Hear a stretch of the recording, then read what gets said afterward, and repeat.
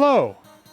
It is the 15th of July, 2016, and the Unseen Podcast is on summer hiatus. However, it doesn't mean we're not going to record a podcast. So here we go.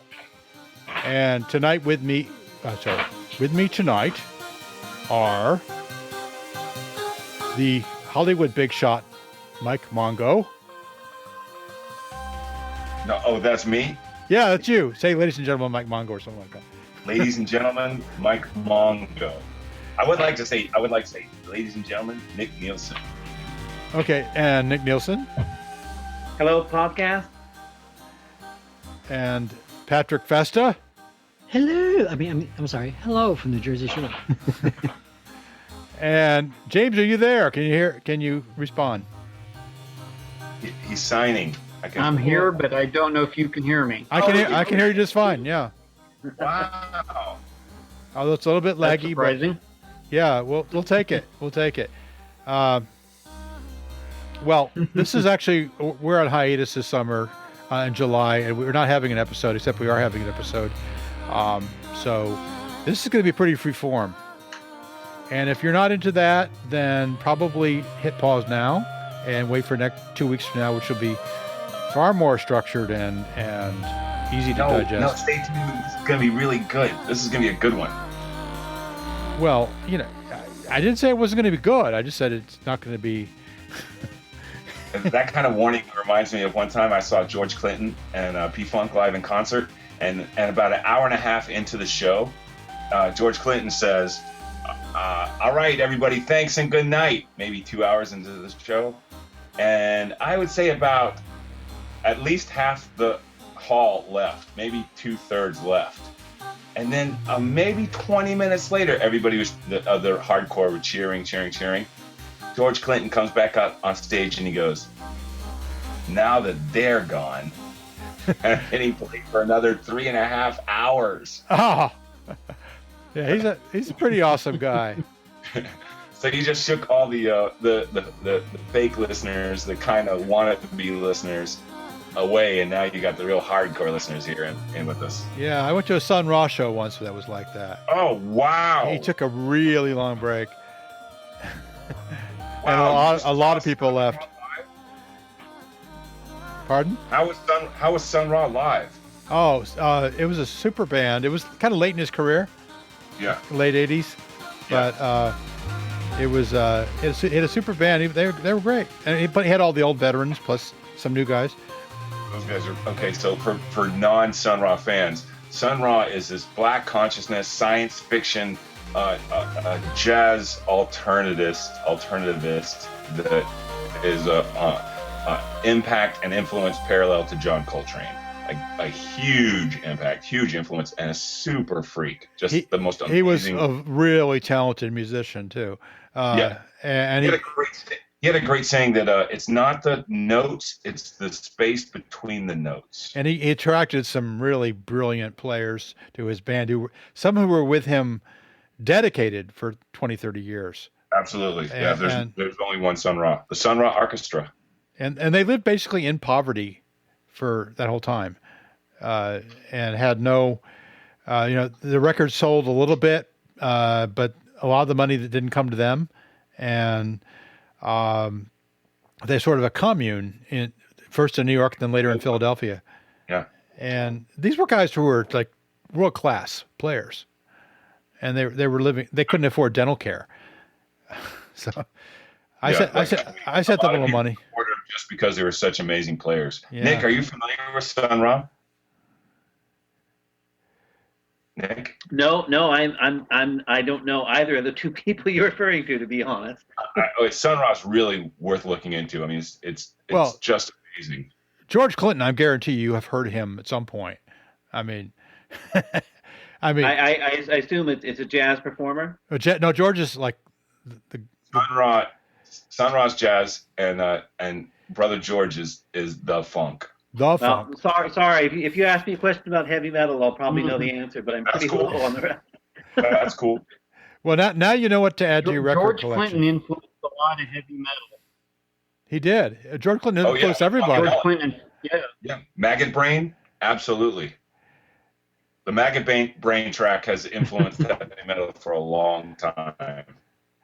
Yeah, well, Or hard rock. Really. George attracted some very good musicians. In fact, Bernie Worrell just died recently. So sorry to say. Man. Wow. Wow, Paul, I forget that you're such a head. Yeah, Bernie Worrell. People don't know who that is either. So worth Googling. Like, his tracks are so deep. Bernie was a fine musician, and he played a lot with George. He played with Talking Heads as well. Some of those really cool keyboard things you hear on Talking Heads albums are Bernie.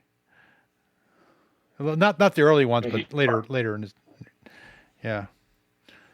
He brought the funk to Talking Heads. He did. Remain in Light is still a classic. I forced my kids to listen to it. And Bernie was on that. He was on, but he was more heavily involved in Speaking in Tongues. He was on the name of this band is Talking Heads live album. Oh yes, he was. Armed on that. Yeah. And he was 72. He died last week before last. Something. You know what's funny is that, like, I mean, we're talking about this as music stuff, but people don't realize the connection between science fiction and Sun Ra and funk jazz. These things are so interconnected and influence a lot of writers. Oh yeah, well in the '60s, Sun Ra was in Greenwich Village, as was like people like Samuel Delaney, right? So, and if you wanted to go to the cool show, you went to hear the Sun Ra Orchestra. Yeah. We have a Q&A statement from Sam Lichtenstein. He says, has Nick seen Animal House? If so, he's heard George Clinton, right? And yes, I've seen the film Animal House, but so many years ago, I don't remember anything about it. It's funny about Animal House. A lot of people remember it like it's just one of those things they sticks with them forever. And a lot of us are like, okay, Animal House. I did see that. I remember beer cans crushing on people's heads. Yes, that's the image. It's James Belushi crushing a beer can on his head. It's sort of like the Big Lebowski. John Belushi, Some people can actually quote the whole thing verbatim, and other people just know they saw it. Yeah. Okay, the Big Lebowski. Now it's funny we should go into this one because Big Lebowski. I had the videotape of this was like pre-DVD, and I stopped counting how many times I watched it after 50. Oh, that's a wonderful film. Everybody should watch that. I'm on the threshold of making my kids watch that one. I mean, I think they're mature enough to deal with the little bit of sex. The implied adult themes. Well, it's a little. There's a few sexy scenes. There's a few violent scenes, but mostly sex can be a robust experience. But they watch Walking Dead. Wow. So I don't watch Walking Dead. Jesus. Jiminy Cricket. I don't watch it either. I don't watch it either. He says, sorry, it was a different college party movie. So I guess Animal House wasn't it. I guess that's what he's saying. I don't know. Oh, right. Hold on. Okay, so I'm going to pull you guys back onto topic, which I don't know what it is, but I wanted to mention a couple of things. Because people generally listen to the Unseen podcast to hear about cool space stuff or the future of humanity or something like that, something controversial and scientific, as opposed to George Clinton and Parliament Clunkadelic's guest appearance in the 1994 American comedy film. Well, I don't know if I'd oppose it to that. Like I said, I'm pretty cool with insane musicians like Sun Ra, who, as long as they have something going on. But I did want to mention a couple of things that have come up lately. Today's the 15th, and the last episode was July 4th. Now, July 4th, I want if you haven't listened to that episode 54, please do, because it features Adam Smith, who's frequently on this podcast, Geeta Jaisingani, who's only been on once before, and our new person, Daniela De Paulis. And Daniela is also contributing to the Wow Signal, and Daniela brings a very different perspective, and she's wicked smart, and she has a lot to offer, and I'm really, really happy that she's involved in the Wow Signal. I don't know if we're going to hear, we're not going to hear material from her every month or even every 2 months, but 3 or 4 times a year, I expect Daniela will show up with some really interesting material, and I hope you'll listen to episode 54 plus the Wow Signal episode she did, where she interviewed the documentary filmmaking team making the film Earthling's Quest. And in addition to that team, she also had Douglas Vakoch, who's formerly of the SETI Institute, now of the METI Institute. So please listen to that. I'll have links in the show notes at unseenpodcast.com. And so, I don't know, did any of you guys get to listen to Daniela in either of those episodes? Crickets. Silence. I started to listen to that episode, but then I got distracted by something, and I forgot to go back to it. Okay, well, so our listeners are way ahead of you guys because they've all listened to her, or about to. Now, Danielle is really interesting. She's a interdisciplinary artist. She has been, or I guess is, the artist in residence at the Dwingaloo Radio Observatory in the Netherlands. She's from the Netherlands, or she lives in the Netherlands, and she's done things like visual moon bounce and other things that are sort of kind of on the dividing line, if there is one, between science and art. And in fact, she doesn't really respect those borders. She just crosses them at will. And I would hope that you guys would go check that out. But it's one of the reasons why I was listening to it, because it was about the science and art. And you know me as a person who advocates the thin line between science and art. Yeah, well, she's one of these. Well, the SETI Institute also has an artist in residence, which I thought is interesting. In fact, there's an artist in residence director now for the SETI Institute.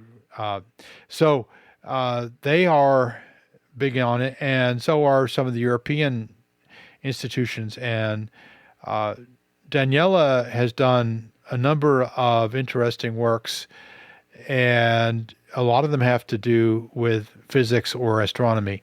And I would definitely invite everybody to check that out. But it seems like this particular panel is pig ignorant of that sort of thing. So we'll move on to some other topic. No, I know. I'm looking at it right now. I know this work. Oh, man, this is an important artist. Yeah. Well, I'm very happy to have her on the Wow Signal team. I think she's really talented and smart. And so stay tuned, folks. She's part of the We Make Money Not Art.com group.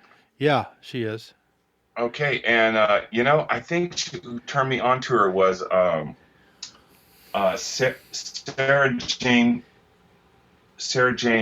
What's Sarah Jane's last name? My people. Sarah Jane Smith? No. Nerd joke there. Sarah Jane Pell, not Parcell. Pell, Sarah Jane Pell. Sarah Jane is an amazing artist. She presented at Starship Congress 2015, Icarus Interstellar Starship Congress 2015.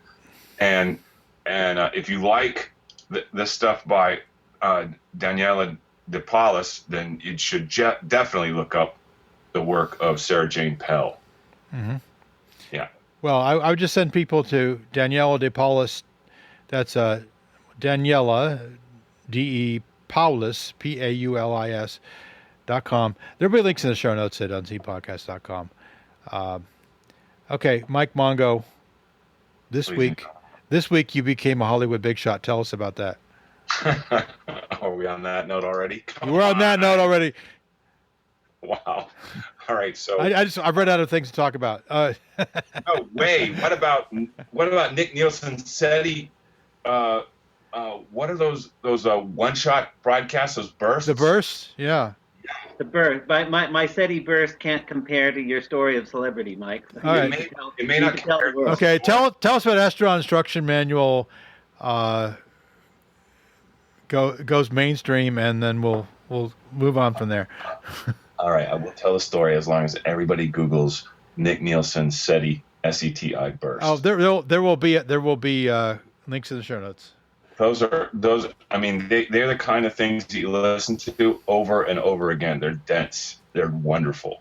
So, That's what I was spending some of my time this week doing. I really spent some time with that. Thanks, Mike. I really appreciate that. No, thank you, Nick. I mean, it's really cool to be here on this podcast.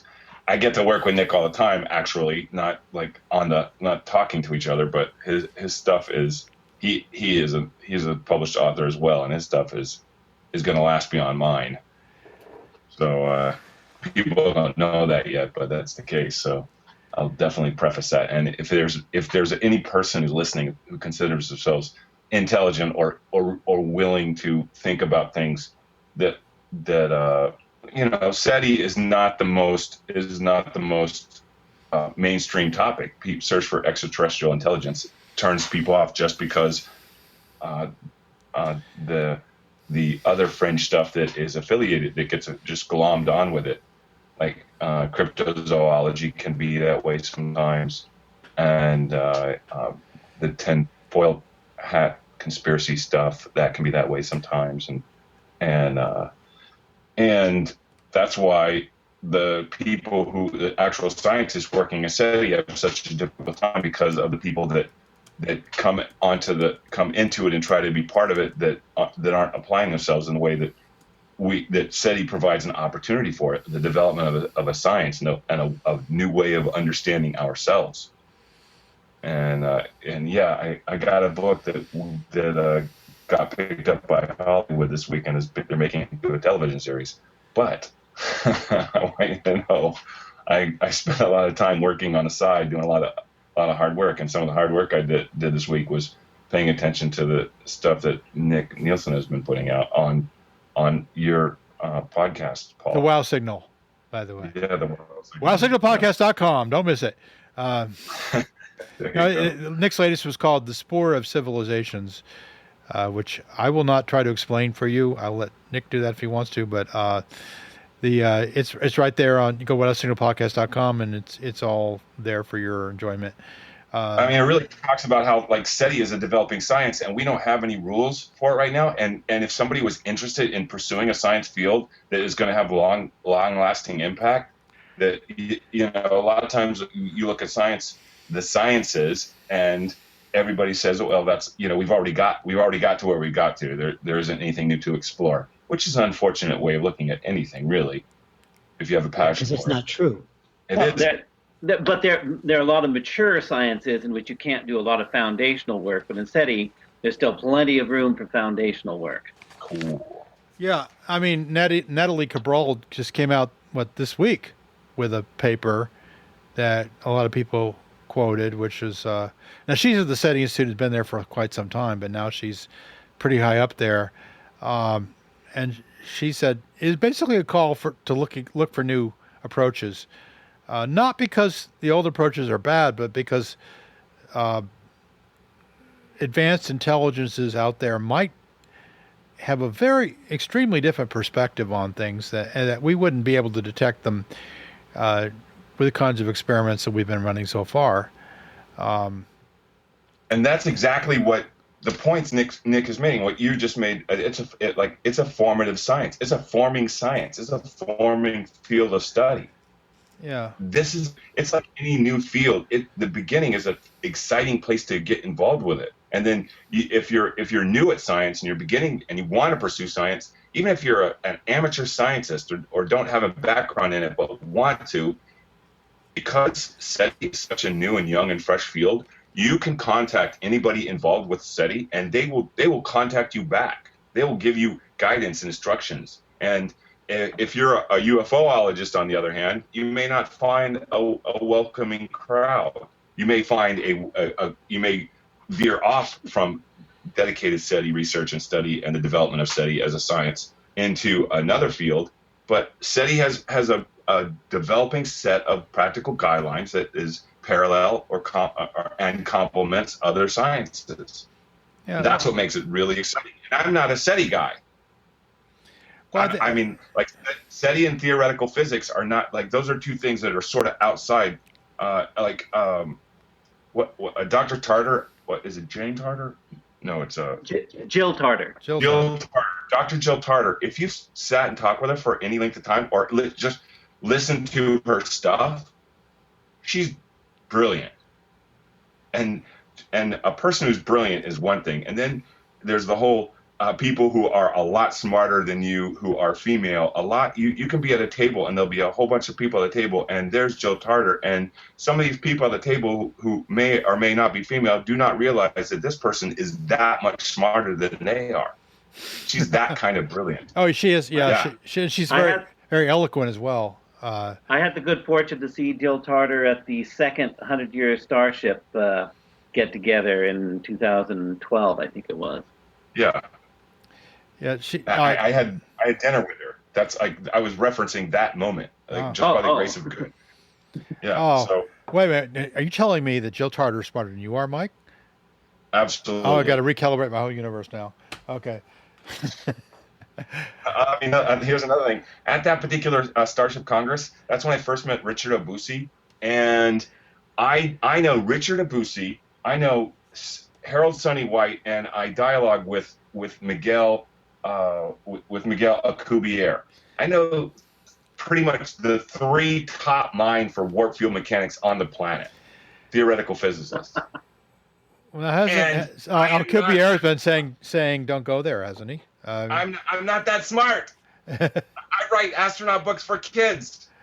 So tell me, Mike, what is this book? I heard you squeeze that in there really under your breath about this book that you wrote that's going to become a TV series. So what is that book? Is that Patrick? Yes. It's the Astronaut Instruction Manual. The Astronaut Instruction Manual. Yes. And this is for kids? Yeah. I wrote it several years ago. It got picked up by Inkshares, who's owned by Ingram's, a large distributor, a book distributor. And then the book went out in October. It did very well this past December, the gift buying season. And then Hollywood or whoever started paying attention in January, and this July, by the way. So for the past 6 months, I've been dealing with this process of all these people paying attention to the book, and I don't know any other way to put it. Except they've been jacking me up, oh, you're so awesome. This book is amazing, and oh my gosh, you're saying something that no one's ever said before, and all this chat. And I want you to know. I mean, I said at the very beginning, I'm not interested in any of that. What I'm interested in is working to get this book out to connect with kids who may be like me when I was a kid. And how I was when I was a kid was that I read books under the covers with a light. Like I wrote this book for that kid who is supposed to be asleep, but instead has a flashlight and is reading books. Cool. That's the Astronaut Manual. Is the audiobook going to be in your name? In your voice, excuse me. That's a good question, Nick. So now the funny thing, I got an offer from Audible on Amazon, and I got an offer from Penguin Random House for the audiobook. And as we're talking about it, since this is the Unseen podcast, so I had to decide which one of those to go with. Now, Audible and Amazon, those are big players, and Penguin Random House has some of my favorite children books. The Penguin Random House Listening Library has Harry Potter, has the Diary of Wimpy Kids, has Charlotte's Web, and I love those books. So I had to make that decision. I met with, we did a conference call with Penguin Random House. They explained audiobooks to me, and then in that same call, after they talked and told me all about audiobooks, which I had no idea about, I explained space to them, like some of my favorite things about it that people just don't grasp, and I think it's important for anybody I'm going to be working with to understand.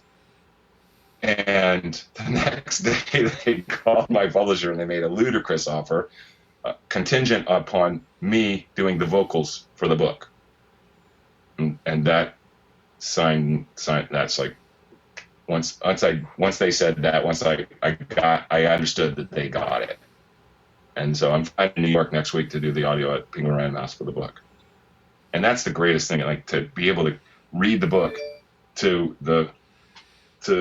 whoever, I don't really fully grasp who uses audiobooks yet. I've just learned that a lot of people consume books using audio rather than visual. Well, yeah, we when our kids were little, we would often have audiobooks in the car for long trips, because it resolves the conflict of, the kids' music annoys the parents, and the parents' music annoys the kids, so you can't just have music.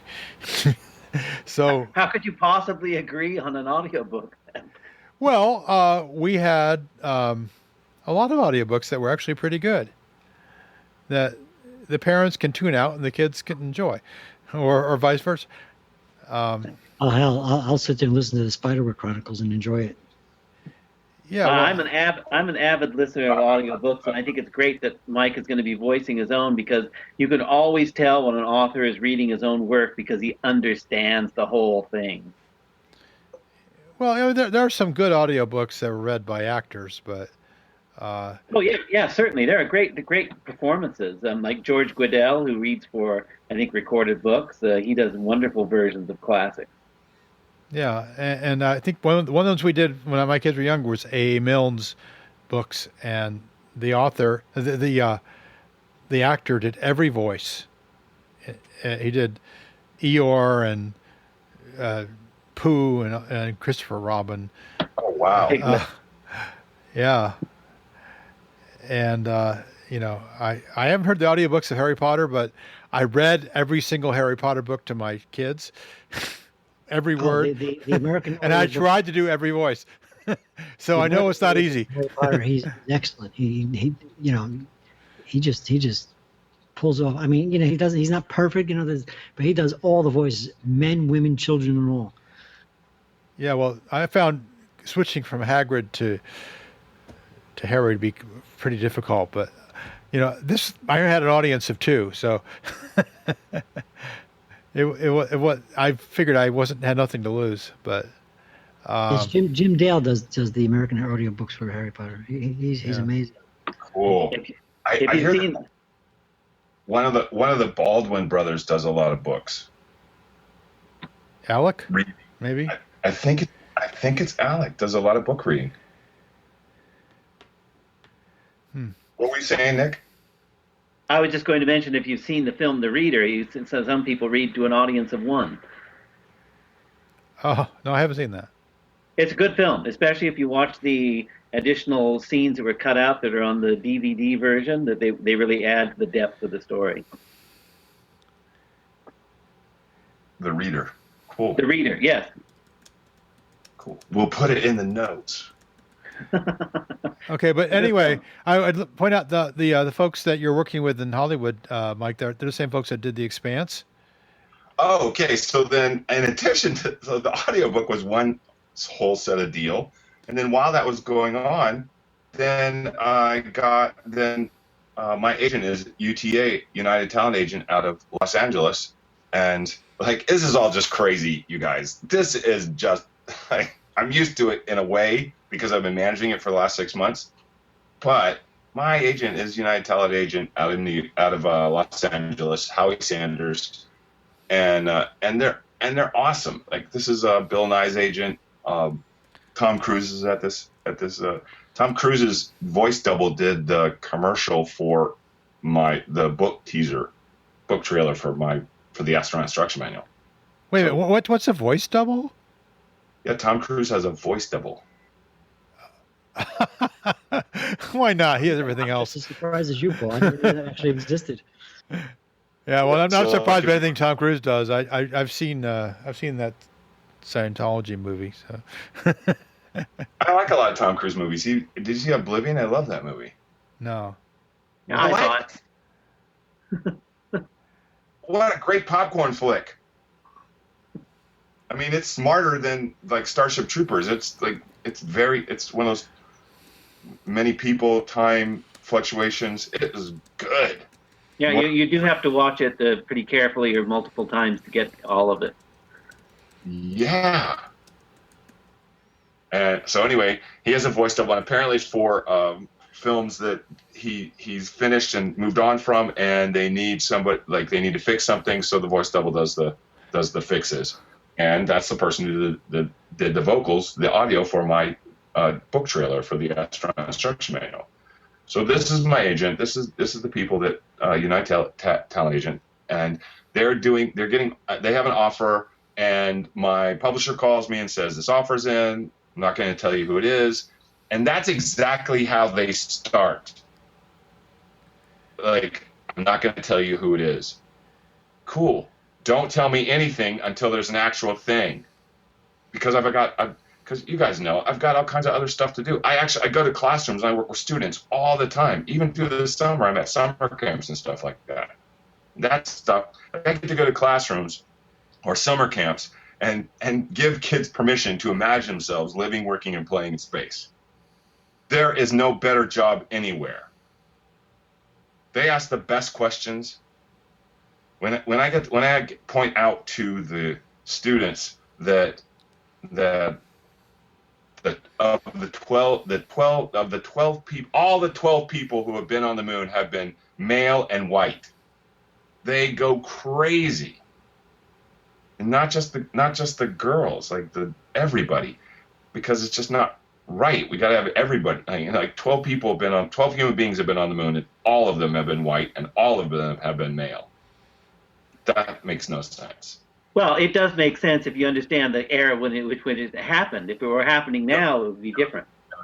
So it's like time we need to make some changes. So it's, that was then, this is now. And that's what I say to him, Nick. I actually say that I don't give you a problem without giving a solution. Here's the solution. Somebody in this group or this room or this class may be the first person who is female to walk on the moon, who is black to walk on the moon, who is Asian to walk on the moon, who is Muslim to walk on the moon. And I can just go down the list. I play it up. And they cheer. They go crazy. It's one of my big moments when I'm talking in front of kids. So that's what I get to do all day long, and I get to do this stuff. And then these conversations, and these calls, and the producers and all these different people you talk to, and like I said, they jack you up. They're just boosting you all the time. And that's not healthy for any human being. I just don't feel. And it doesn't advantage guys, friends. It doesn't. You don't get money for that. Like you're on phone with them. It's time. They take themselves very seriously. They're very pleased that they're supposed to be making you feel good, but it doesn't translate to anything. So that's that. At the very beginning, I want to share this particular experience. And at the very beginning of all of these phone calls, I said to everybody, the most important thing to me is only working with the people that I want to work with. That's it. I believe that by going to space, that we find the solutions necessary to allow us to live sustainably on planet Earth. And that's it. It's not bigger than that. It's not about fame. It's not about fortune. It's about connecting with students and pointing a way to the future where we succeed. Cool. The Q&A, Sam Lichtenstein says, smarter than Starship Troopers is a low bar, even taking into account that Starship Troopers was not intended, I think, to be read literally.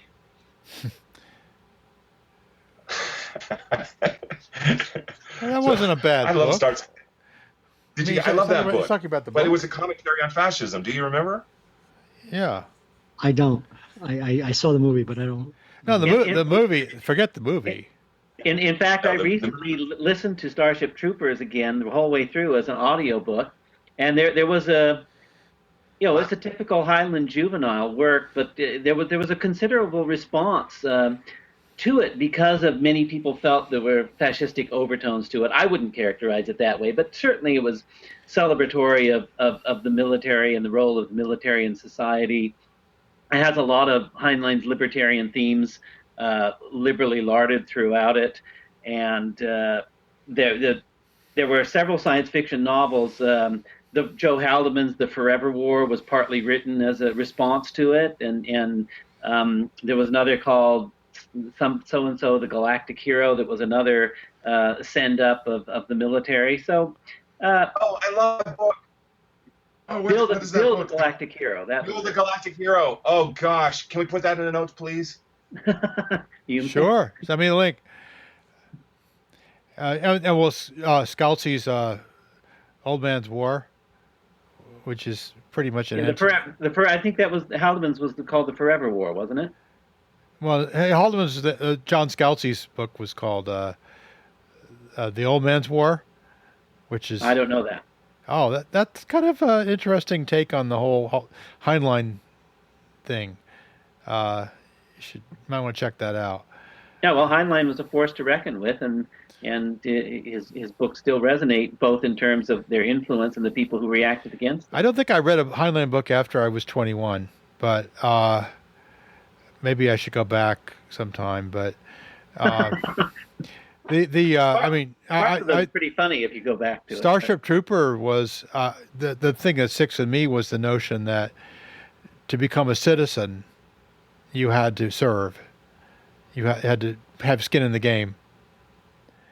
That's one of Heinlein's themes, and it comes up in a lot of novels. A lot of Heinlein is social commentary and try to figure out how you can run a society, and that was one of his speculative solutions. Is veterans, you had to have, like you said, you have to have skin in the game. Although historically, we can see that militaries have been very powerful while they're acting as a military under a defined chain of command, but veterans have been remarkably unsuccessful once they're outside of the military, either shaping societies, as it were.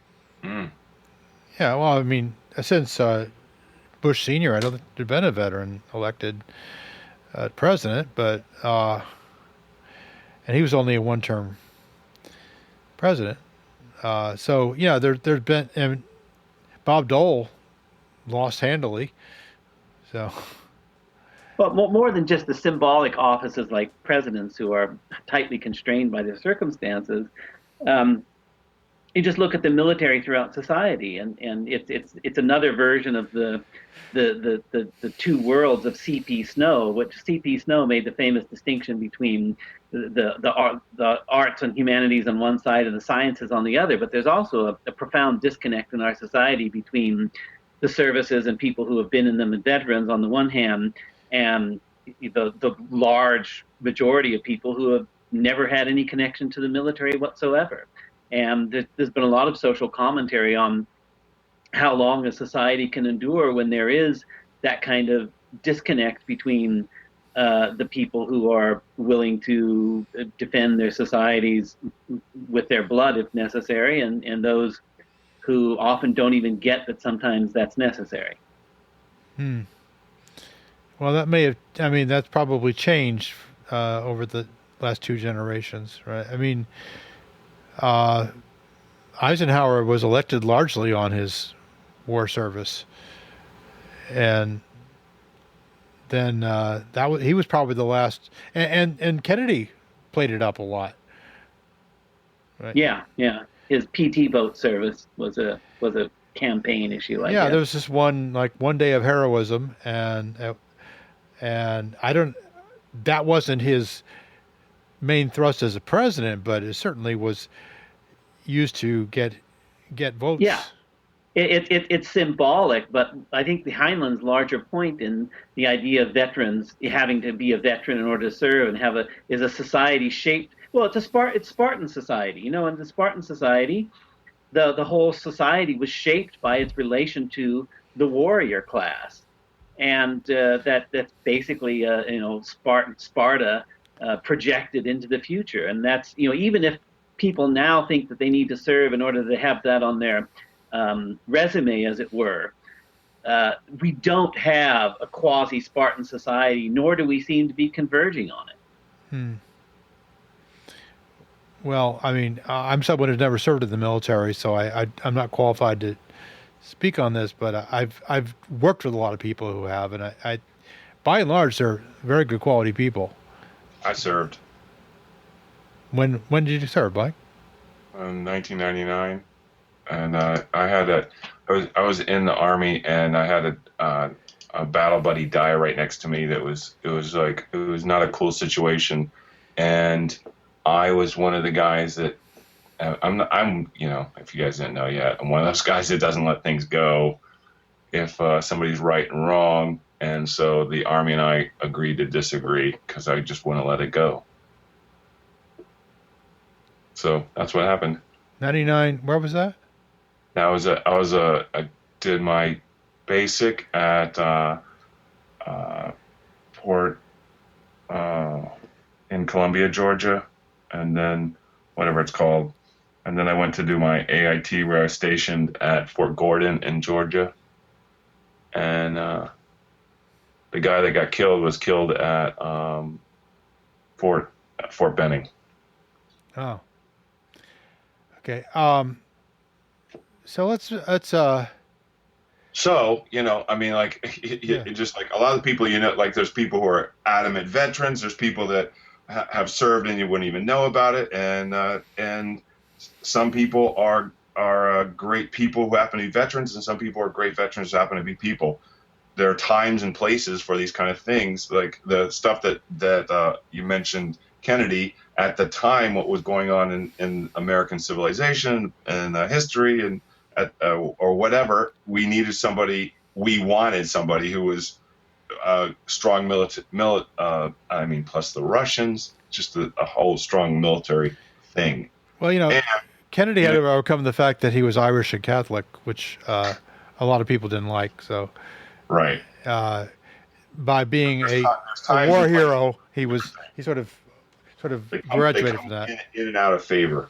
Yeah. And similarly, Heinlein's writing comes in and out of favor. Like you said, you never read Heinlein after 20. Well, then you probably missed Number of the Beast, which is hilarious.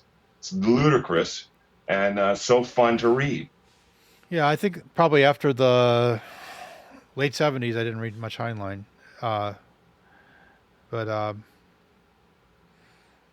And another thing about Heinlein is he's a great gateway. He's a great gateway author. Yeah. He's one of these writers that kids read, young people read, and they keep on reading. Like a lot, when I read comic books, I read Golden Age Batman, Superman comic books. They got me into science fiction. And the stuff is just ridiculous. The storylines are so absurd. I didn't think that when I was a young person, but it sparked my imagination. Speaking of comic books, I saw on your Twitter today that there's going to be also a comic version of the Astronaut Instruction Manual. You expressed a lot of enthusiasm about that. So then at some juncture, there's like, now that the movie, like, okay, so what happened was, I have to take a step back, Nick. At some point, they gave me the option. Do you want to make a blockbuster Hollywood film with the Astronaut Instruction Manual? Because Neil Oritz, who does the Fast and Furious franchise, wants to make a film. Or do you want to make a television series? Because Matt Tolmach, who did the last two Spider-Man movies and is doing the new Jumanji movie with The Rock, Dwayne Johnson, and Kevin Hart, the remake of Jumanji, wants to do a television series. So I had to decide between those two things, that was a really cool moment too.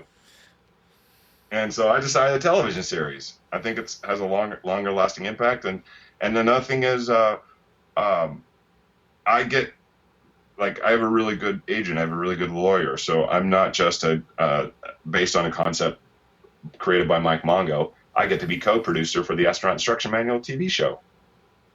And this is an educational show, obviously, right? Patrick, I am not. That's not decided. I don't decide that. All I get to do is make sure that the science is good. I mean, I think just by you saying rather than a movie, a TV series. I think you're right. I think a TV series. You talk about a kid's book, and Astronaut Instruction Manual. Sounds to me like a sort of educational series for kids about becoming an astronaut, that sort of thing.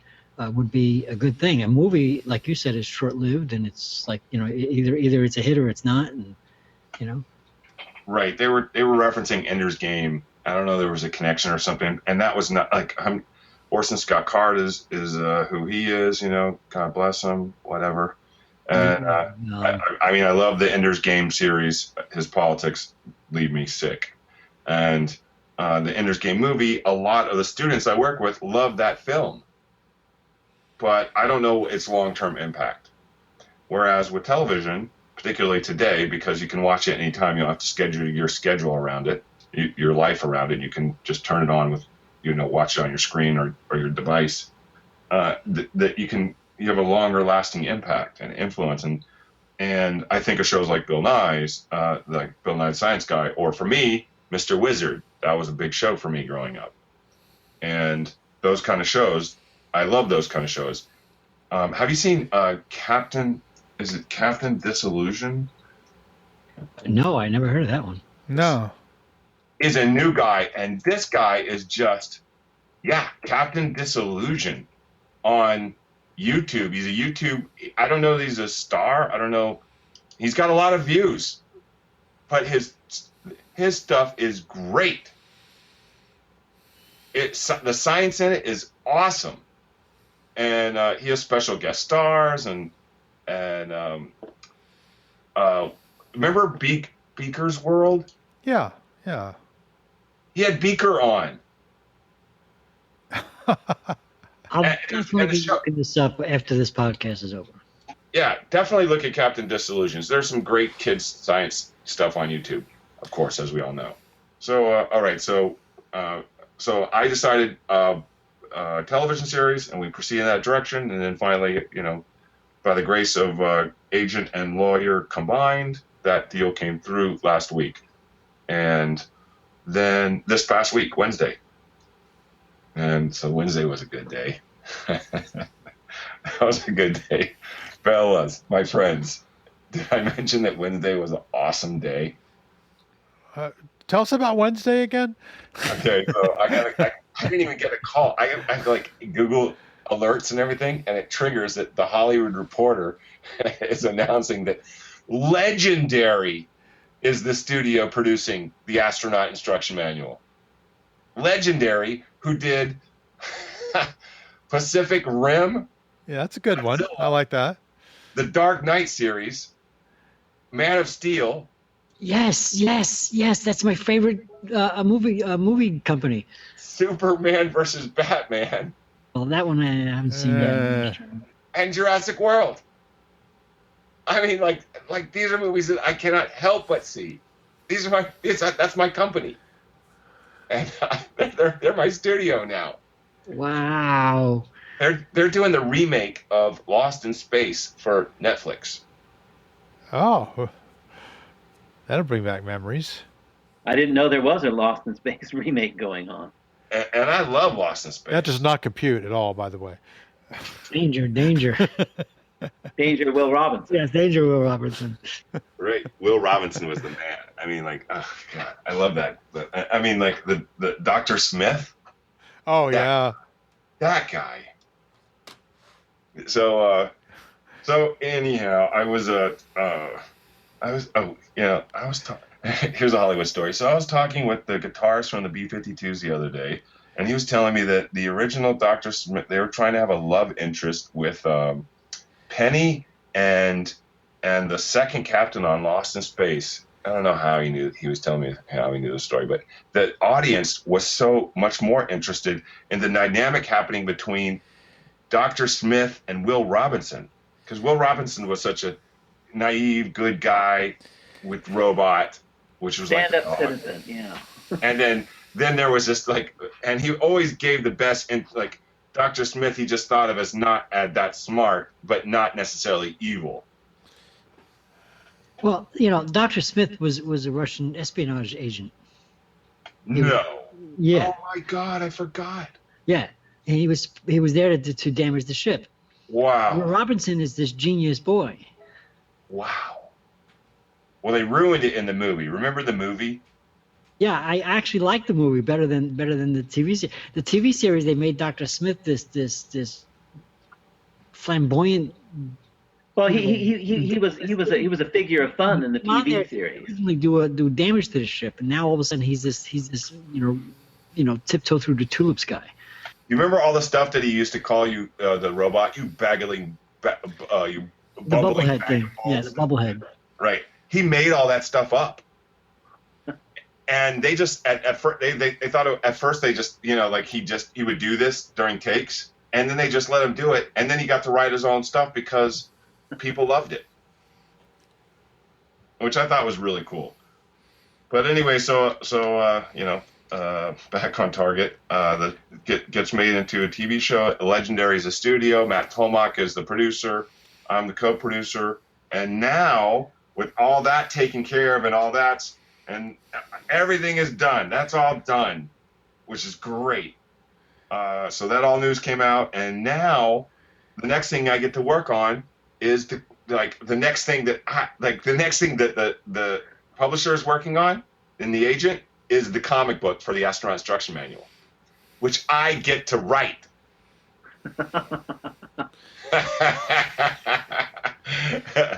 Yeah! Do you get to choose the artist? I don't know. I don't have any idea. But did you know that Legendary? Ralph Steadman. Huh? Ralph Steadman. No.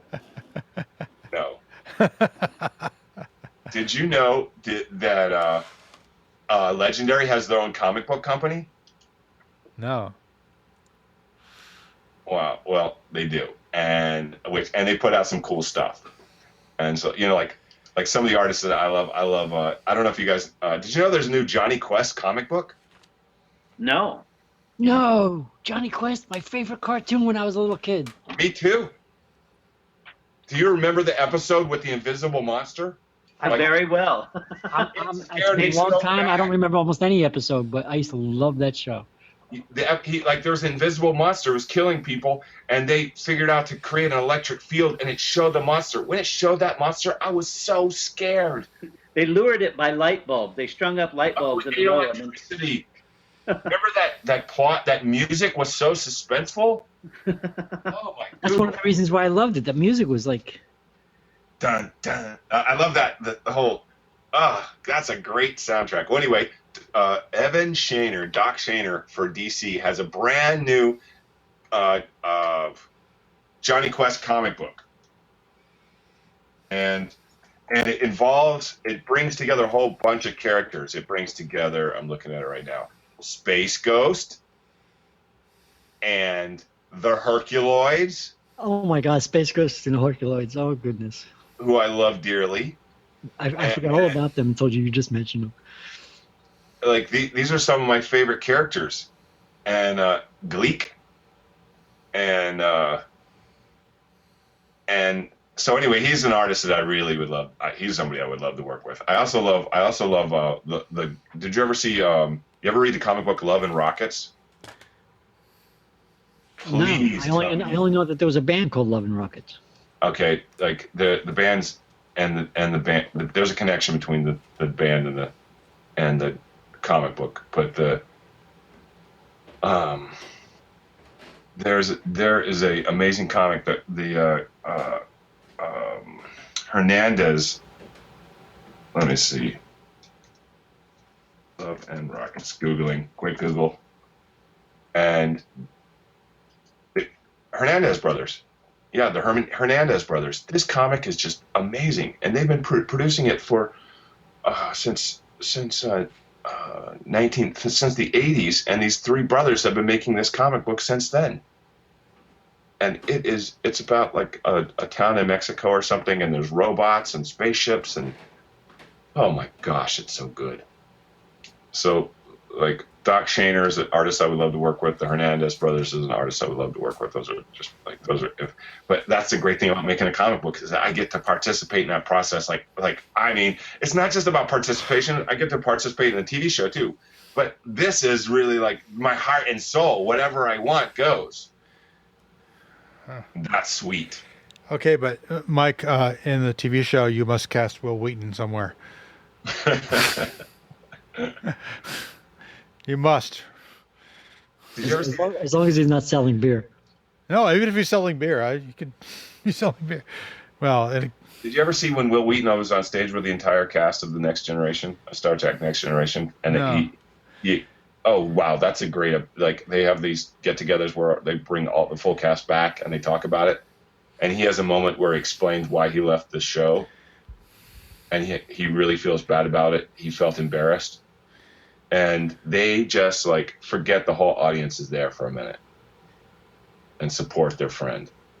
And then you look at it and you're like, you know what? Now I know why I love that show. That they all loved each other. The whole cast. All the big players.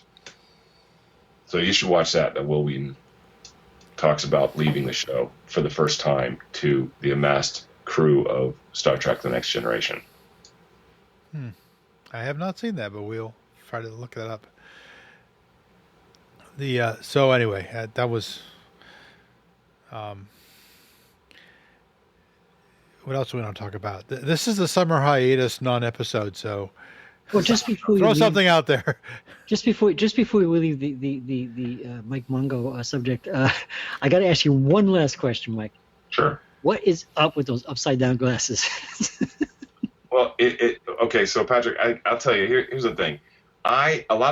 When I go into classrooms, it's the very first thing that students ask me. Why are your glasses upside down?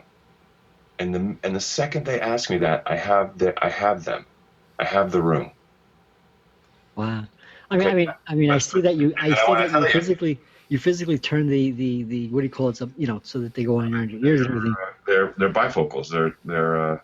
Did you do that yourself, or did you have the eyeglass company do that? You can see. Of course, I had that. There's a doctor here in Key West, Dr. Otto. He makes them custom for me. For me. Wow. This is the 4th generation. We keep on bettering the iteration each time they happen. I have anti-glare on the lenses for because I get photographed. so there's no flash reflection on the lenses here in the future. You're safe for the paparazzi, in other words. I want you to know that is actually the truth, Nick. Yes. so what were we talking about a minute ago? I put you on a spot for your glasses. Okay, I think we've explained the glasses then. Okay. So Patrick, when they ask me why I have my glasses upside down, here's what I tell them. I tell them that I work with a lot of grown-ups, and grown-ups are always texting or reading the newspaper or something. And when I'm talking before a group of grown-ups and I walk in and I have my glasses upside down, they'll look up at me away from their phones, and they'll look back at their phones, and then they'll look right back at me. They'll do a double take, like, holy smokes, what? And I have their attention immediately. And so I tell students that it's in order to get the attention of grown-ups. And then I explain that I learned that getting the attention of people is really easy. What's difficult is to have something worth hearing to say afterwards. And so I use this thing as a learning moment. Like, it's easy to get people's attention. The hard part is to have something to say worth hearing afterwards. I heard it said, and I use this in one of my things on Facebook. The best teachers are show you where to look, but don't tell you what to think. Oh, cool! Because I'm always pointing the way to the future. I'm like, look at the future. See yourself there, living and playing in space. That's the classic Socratic position of the teacher, who Socrates always said that he acted as a midwife. He didn't have any knowledge to convey to anybody, but he could bring it out from other people in dialogue. The best advice I ever got from a physics teacher was read it and be confused. I don't know if I could take anything from that. Well, no, I mean, we were delving deep into some pretty advanced physics, and we were undergraduates, and so he knew we were going to be confused, but he said read it and be confused, because he knows that you sort things out later, but your initial encounter with difficult material is often extremely intimidating, but that's no excuse to back off. And I've taken that advice ever since. When I encounter something difficult, I say, well, okay, this is going to be frustrating. I'm not going to get it the first time, but I will get it eventually. I just trust the process. And I do. I usually get it eventually. That's interesting.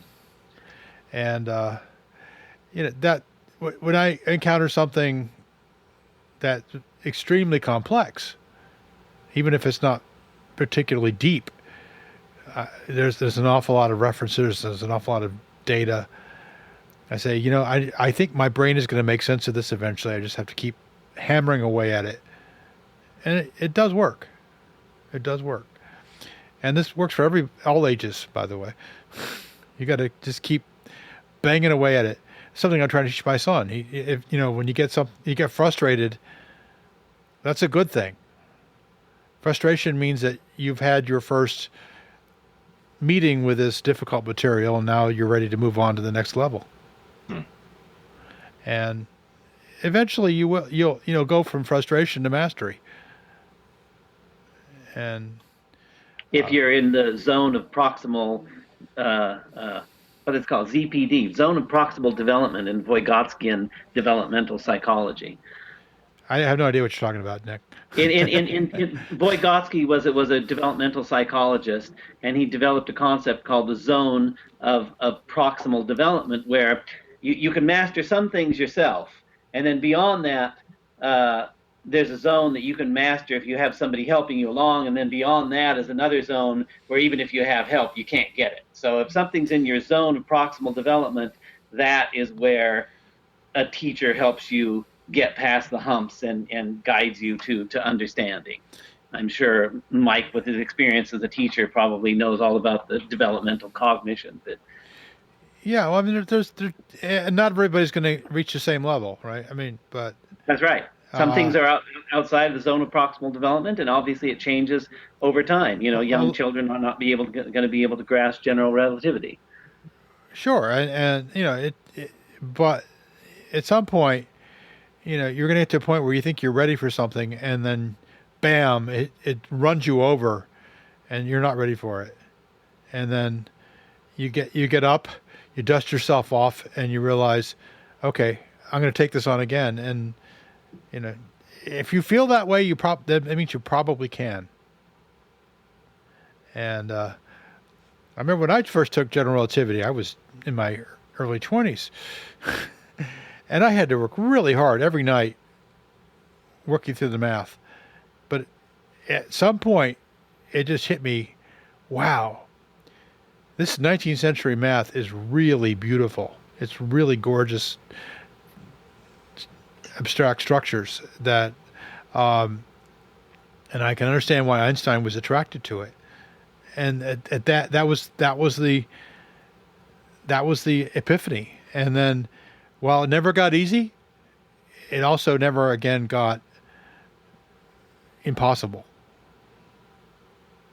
It's always difficult. I mean, general relativity doing calculations in general relativity is extremely difficult, even for professionals. Einstein himself had to ask for a lot of help from Marcel Grossman in formulating his theory. Well, it's a very difficult. What he was doing was beyond the cutting edge. I mean, the math was 19th century math, but it was extremely sophisticated application of it, and it's very beautiful math. Riemann was a great genius, and he was using Riemann's understanding of elliptic geometry, differential geometry, and it, and he was also in a race with David Hilbert, who was one of the greatest mathematicians in the world, who was a contemporary of Einstein. And once Einstein started putting out some of the initial ideas, with special relativity, everybody could see that there would be a generalization that would be general relativity, and he was in a race with Hilbert to produce that. Mm-hmm. Well, Hilbert had other fish to fry, but and did so brilliantly. These days, I mean, that was probably the last low-hanging fruit that in classical physics, certainly. But my point was that when I studied it as a young undergraduate, I first hit this wall where, my God, this is so subtle, and then you get over that and you move on and you realize, oh, okay. After a lot of hard work, I can actually do some simple things. I can actually calculate something, and it's not anywhere near. I mean, the folks that are doing the LIGO experiment, their calculations are orders of magnitude more difficult than that. But they also have computers that are orders of magnitude better than what I had access to. But it's gone in that. How long? 30 plus years. It's gotten a lot more sophisticated computationally, but the basic ideas have not changed. The basic theory hasn't changed, and the beauty of the theory is a large degree of what motivated it, and its success is still something that we're still surprised by, right? Say, how could such a beautiful theory, such a perfect theory, be so good? It shouldn't be that good. It shouldn't result in calculations that successful, but it does. It almost makes you wonder if you're in a dream, if somebody's fooling you. Right? What Eugene Wigner called the unreasonable effectiveness of mathematics in physics. Yeah, well, not only mathematics. I mean, we'd expect to be able to calculate measurements, but we wouldn't expect it to be so aesthetically pleasing, the whole structure of the thing. We'd think it would be ugly and kludgy, but it's not. I mean, the actual calculations themselves are very difficult, but you get the essential mathematical foundation was developed in the 19th century, and it's extremely pleasing once you really master it, or even not even master it. Like, I don't think I could say I mastered it. Once you get to a basic level of understanding, you realize that, and you go, wow. And the whole 19th century was full of this kind of epiphany. Like Maxwell's equations for electromagnetism? Yeah, Maxwell's equations were brilliant. They were a synthesis of several other people's ideas, but the way he put them into a single mathematical framework was just exquisite. Someone said, I think it was of Maxwell, but it might have been of somebody else, that his thought was, quote, as smooth as oil, unquote. Yeah. But the thing I read about Maxwell recently was that in spite of the huge success that he had with describing electromagnetism, and still, I mean, Maxwell's equations are still taught today in engineering and physics courses, and they are still valid. He couldn't find anywhere in his equations, he couldn't find the necessity of an ether. And because everybody thought electromagnetic waves had to move through some kind of medium, some kind of ether, he's actually doubted his own results. And I wish I had more detail. I just had one source, but Maxwell, with a few manipulations, you can come up from Maxwell's equations to something called the wave equation, which is a well-understood differential equation that describes wave motion. And it doesn't make any sense because there's no medium. There's nothing for the waves to pass through, like sound waves through air or water waves through water. And so typically the wave equation is solved in one dimension on a string. It's a pretty easy solution on a string. And you can actually get an equation that describes quite well what a guitar string or a violin string sounds like. But there was not this wave equation that is fairly easily derived out of Maxwell's equations doesn't have medium, and that for that reason, because they were sure there had to be an ether. For like 40 years, there was doubt about Maxwell's equations. Hence the Morley-Michelson experiments with the interferometer. Yeah, but I think Neil deGrasse Tyson's version of Cosmos. I think he did some animations on the that very subject about his own questioning of his own thing because of the ether.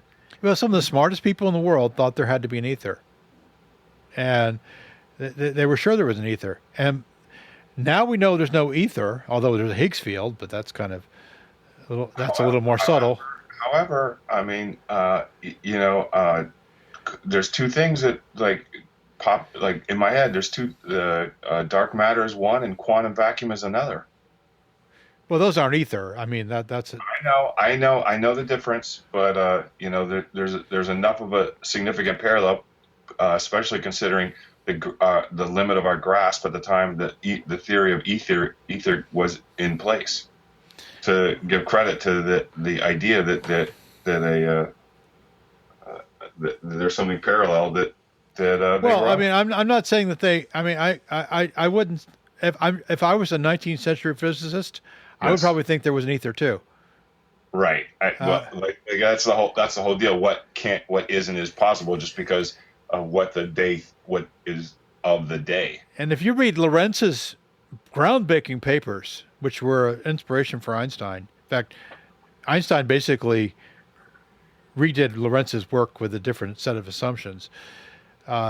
Lorentz believed there was an ether. This was in the late 19th century, 1895, 1900, something like that, almost the turn of the century.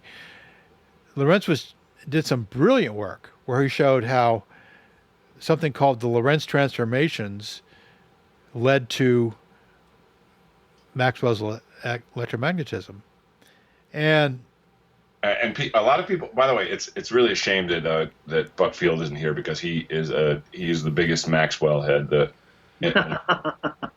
If you know Buck, you know that he's all about James Clerk Maxwell. He has his book by the side of his bed, the whole deal.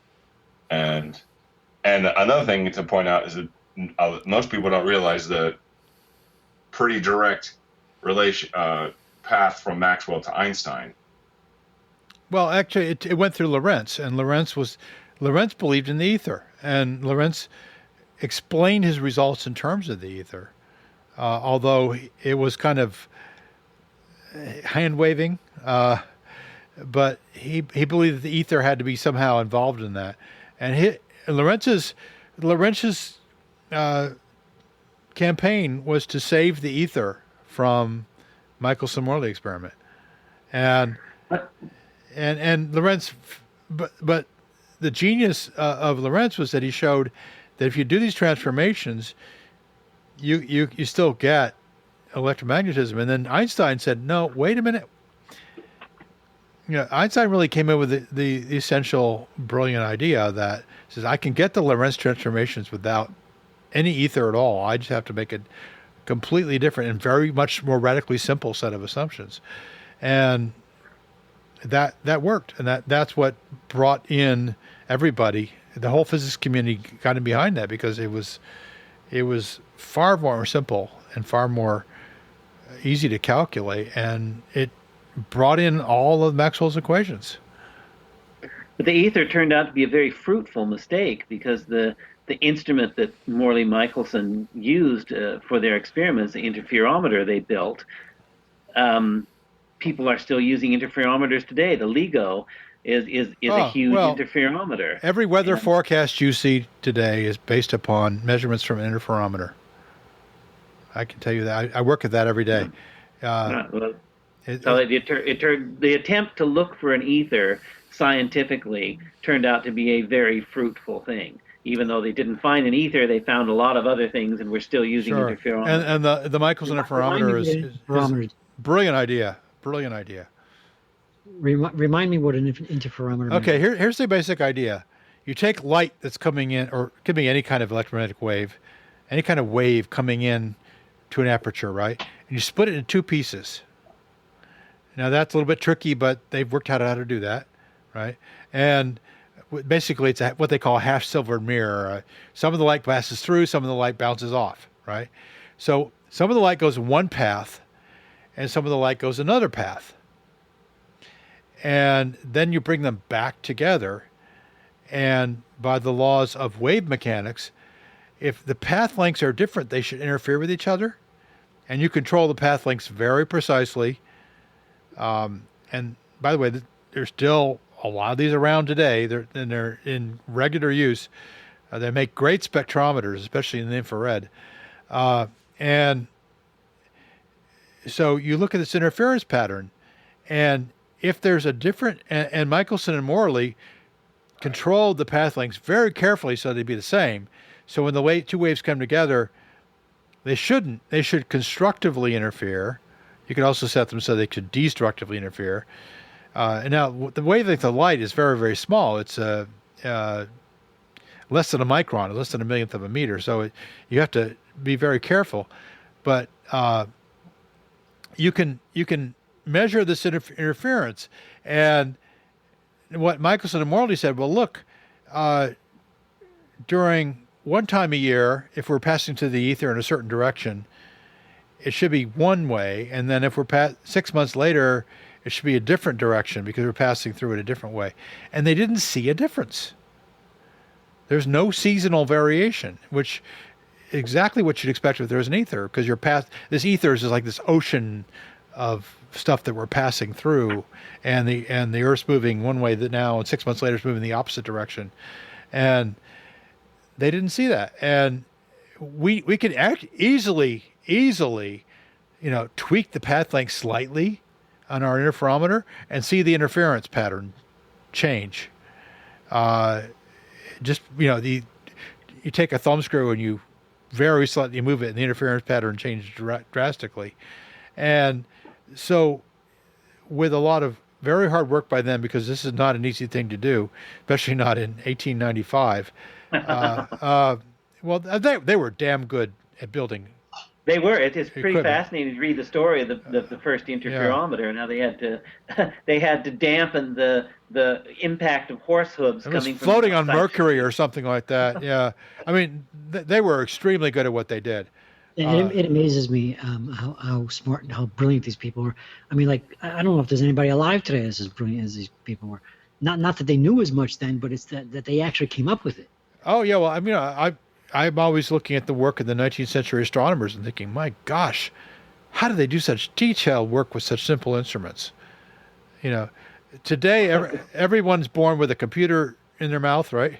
A silver spoon in their mouth. Basically, you can do any computation you want compared to what they could do back then, and you do it in milliseconds. And you also have incredibly sophisticated and sensitive optics that can do anything you want.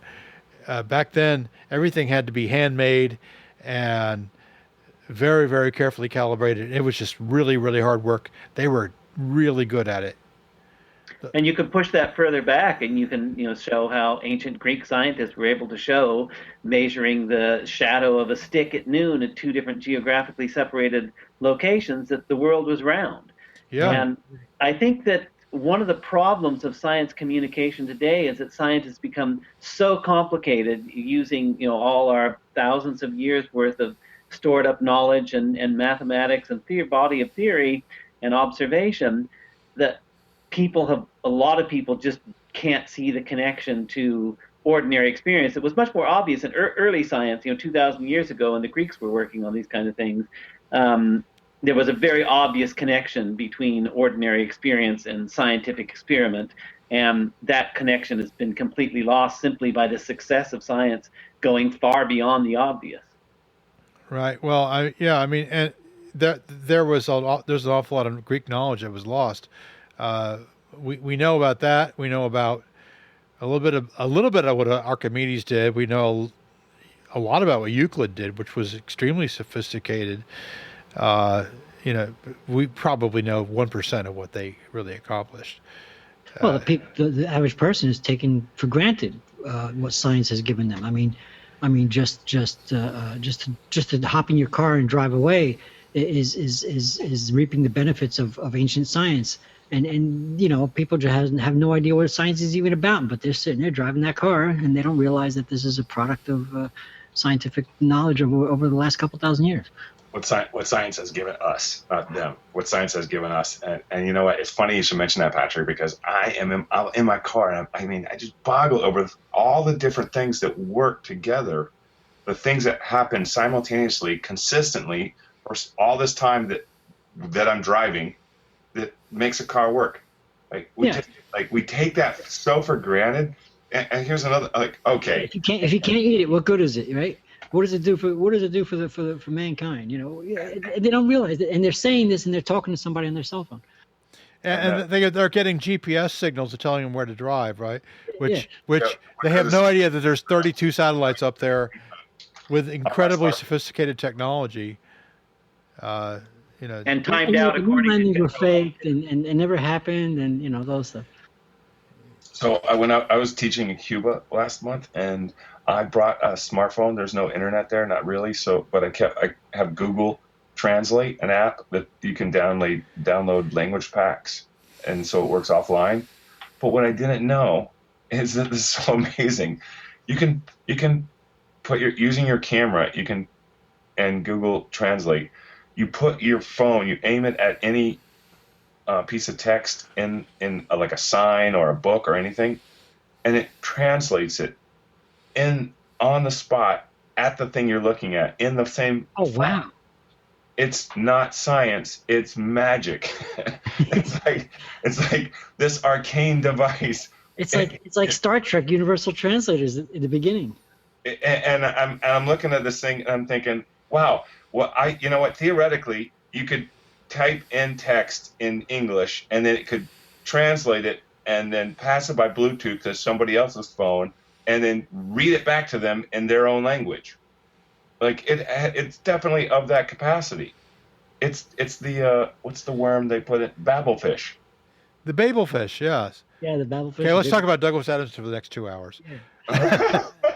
Well, hold on. Before I didn't want to hijack on this point because you guys, this conversation is awesome. It's nice to hang around a couple of times. Well, I mean, yeah, technology, as Patrick points out, is largely dependent upon an awful lot of scientific achievement that's been going on for a long time, and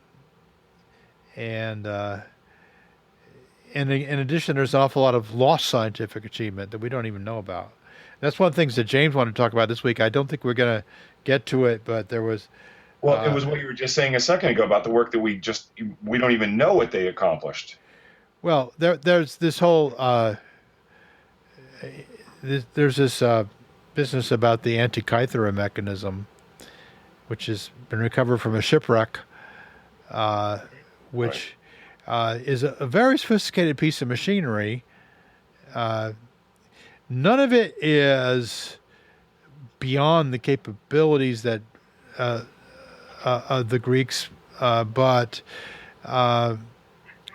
it really speaks to having they must have had a really quite a complex technology, at least available to at least the very wealthy. Yeah, it was never mass produced, and that's why we have so few instances of the Antikythera mechanisms and things like that. I saw a beautiful. I was in a museum in Spain once. I think probably in Madrid, and there was a beautiful Roman water pump. There, I looked at it very closely for a long time because it was so beautifully put together and machined. And that was the same thought going through my mind at the time. You know, how many other things have been lost that we don't know of? But we do have a pretty good general idea of what the technology was, because it's not only the artifact, but there's also literary descriptions of what's available. Most famously, the clock in the Tower of the Four Winds in Athens was described in antiquity. The Tower of the Four Winds still stands, but the entire mechanism has disappeared. But there are literary descriptions of it. In Ptolemy's Almagest, he describes building astronomical instruments, and he even, he's a very sophisticated scientist, and he talks about how you have to correct for instrumental error and positioning and all that kind of stuff. So it's not like we're completely in ignorance. A lot has been lost, but we do have a pretty good idea of what ancient science is capable of, and the sort of research programs that were being pursued at the time. Mm-hmm. Okay, well, we're going to wrap up pretty soon in our summer hiatus non-episode. So what I'm going to do is I'm going to go to each of you and ask you for your final thoughts and one recommendation, one thing to check out or look up or go do or whatever. Just what you think our listeners might enjoy that they might have passed them by. We will start with Patrick Festa.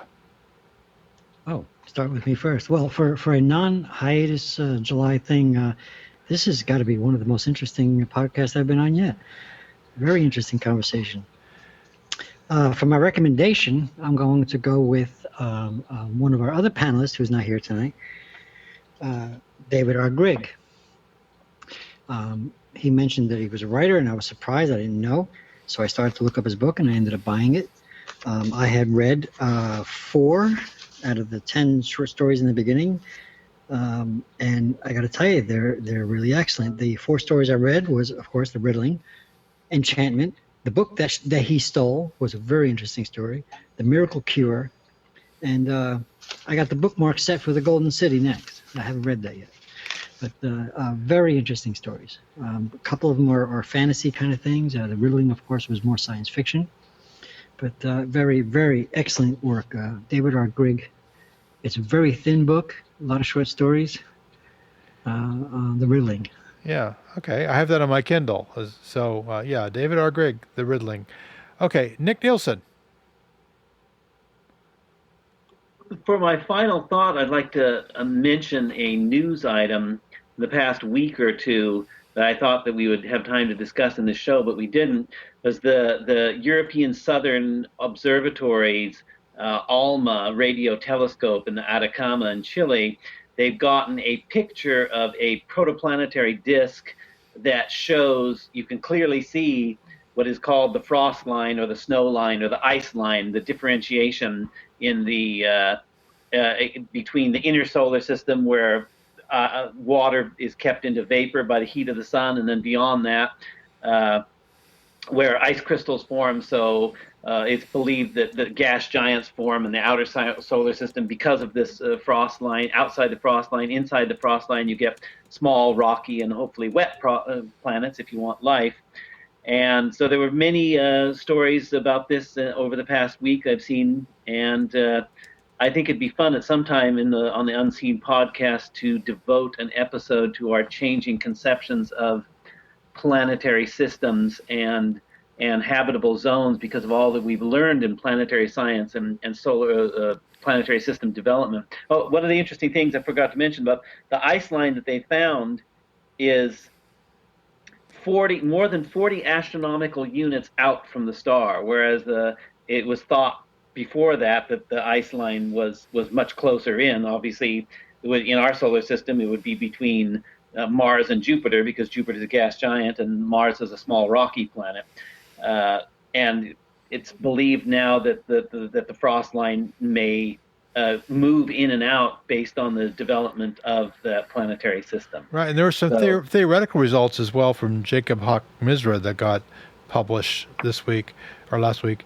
And actually, Jacob, we know, and we hope to get him on the show sometime. He's an atmosphere and he's actually an exoplanet modeler.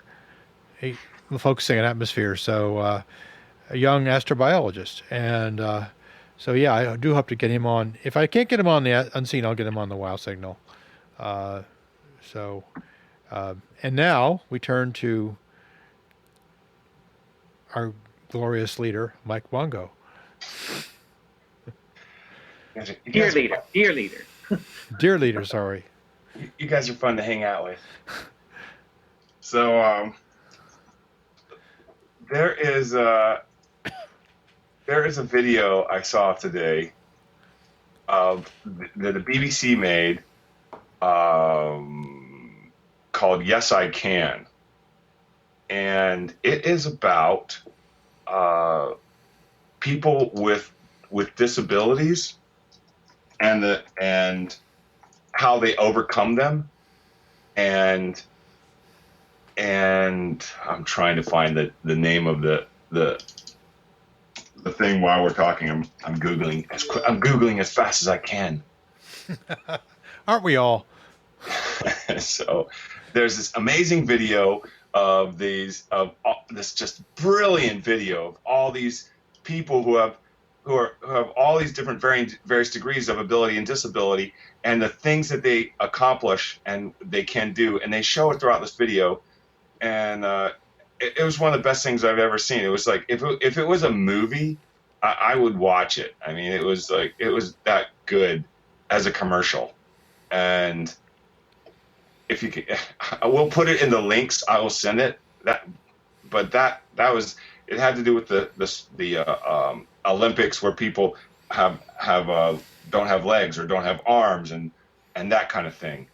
And the Paralympics, is that what we're talking about? Yeah, the Paralympics. Thank you. Yeah. Thank you very much. and it's just awesome, this video, and it will be in the links, and you will get to see it, and you will say, oh, that's why he was losing himself over. I was like, yeah, it's just that good.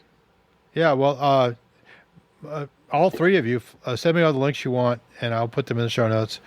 Send them to unseenpodcast@gmail.com, or send them. I found it. Any way you want. It's called We're the Superheroes. Oh. No, We're the Superhumans. It's called We're the Superhumans. Darn, I wanted to be a superhuman. Huh? Never mind. Okay, I guess it's down to me now. Thanks everybody. This episode almost didn't happen. I postponed it once. I almost canceled it again, but I decided, well, it seems like everybody's kind of off doing their own thing this month, so I'll just let what happen. We'll just have a summer hiatus, non-episode, and I think next year we'll probably not even try anything in July, because it's just everyone's off at the beach. Maybe I should be there too. Well, I've been going on a lot of bike rides lately. I guess that's almost the same. I live near the beach and I don't go there. Yeah. Well, I'm not going to go to Jersey Shore. I might go to Puerto Rico pretty soon, but that's a different story. Anyway, my recommendation, which I don't think I've made before, is HBO's comedy Silicon Valley. If you have not seen it, you can get it through the HBO's new on-demand service, or through iTunes Store, lots of other places. It's really, really funny, and it's been praised by people who live in Silicon Valley, work in Silicon Valley, for its realism and its detail. It's now moving into season 4. It's done through 6 seasons. Mike Judge is the executive producer, and you probably know Mike Judge from lots of other quality shows like Beavis and Butthead, and King of the Hill, and Office Space. But this one is live action. It involves real actors on camera, and it is really, really, really funny. It is not for kids. It's definitely TVMA, but put the kids to bed and watch it. It's really funny, and it's very geeky. It's geeky in the extreme. They go to great lengths to get everything right, and the cast is wonderful. Unfortunately, one of the actors died in season 1, and so they had to replace him. But in about the 6 episodes he was in, he was brilliant. So you can't miss that. And so we are done for. This is going to be episode 55 of the Unseen Podcast, and it is still here on the East Coast, just barely the 15th of July, 2016. I would like to thank my panel, Mike Mongo. Say goodbye, Mike. So long, farewell, I bid you all adieu. No, you got that wrong. Okay. Listen, I'm a creative genius. I've had Hollywood telling me that for 6 months. I'm reinvented that song. Okay, you just improved the song. Okay. Nick Nielsen. Thank you, Paul, and thanks to the listeners of the Unseen Podcast. And Patrick Festa. Thank you again, Paul. And see what can happen if you don't have to have a topics thread that actually says anything. No, we're not going to go there. Next time, 2 weeks from now, on episode 56, we will have a topics thread. We will have a serious discussion, very focused. And there'll be a test afterward. Don't rule it out. It could be. That's a good Could be. And if you pass it, you can put it on your resume. Okay. And I would like to also thank James Garrison, who really tried hard to get into the Hangout tonight, but due to technical reasons beyond his control, he could not do so. Right. And James, we miss you. Come back soon. And again, I encourage you to look at episode 54 with Daniela, Adam, and Gita, and listen to that one. I think that was one of the best episodes we've done yet. and I certainly put it in the top 5 or 6. This is your host and producer, Paul Carr. We will see you in 2 weeks for episode 56. This is the Unseen Podcast. Go to unseenpodcast.com for more information. If you'd like to be on a panel, email unseenpodcast@gmail.com. We'll tell you how you can get on the panel, or just come over to our participants community on Google Plus, and we'll knock on the door and we'll let you in. We look forward to seeing lots of new panelists on the show, as well as some familiar ones returning, like Mike Mongo. And so this has been episode 55, and we'll see you next time. Goodbye.